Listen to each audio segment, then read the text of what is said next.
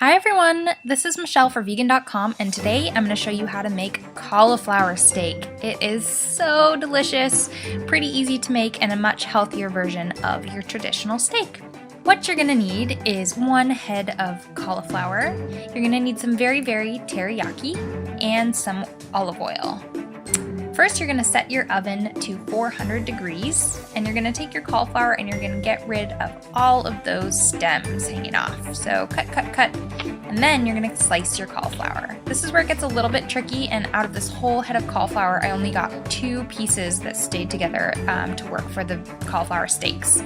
So cut carefully through it. It should be about 1/2 inch to 3/4 inch for each steak, and then you can take all the rest of that and use it in a stir fry to make cauliflower buffalo wings or anything else. So there are our 2 beautiful steaks, and now you're going to fry them in a pan. Use about 1 to 2 tablespoons of oil in the pan, and then set your cauliflower steak pieces very gently into the pan. Let them sizzle there for maybe 3 or 4 minutes until they get lightly browned on the other side. And then when you go to flip them over, be very careful. This is a delicate art. I kind of mangled one of them.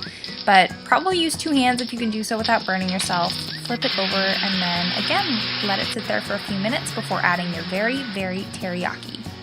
Make sure you move the cauliflowers around so they can soak up all of that teriyaki, and you're going to let it sizzle there until most of the sauce has been eaten up by the cauliflowers. And then put them on a baking sheet and bake them for 15 minutes.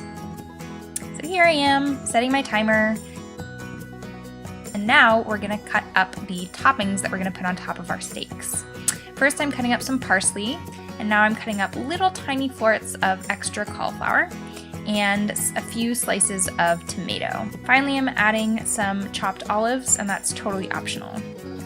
Now I'm going to stir fry up those little tiny cauliflower florets and get them nice and browned and toasty and warm to put on top of the cauliflower.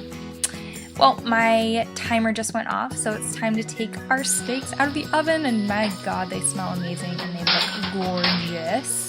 So you're going to take your steak and put it on a plate, and then you get to dress it with these lovely extras. I tossed the tomatoes in the pan for a few seconds so they got nice and warm, and put them on the steak.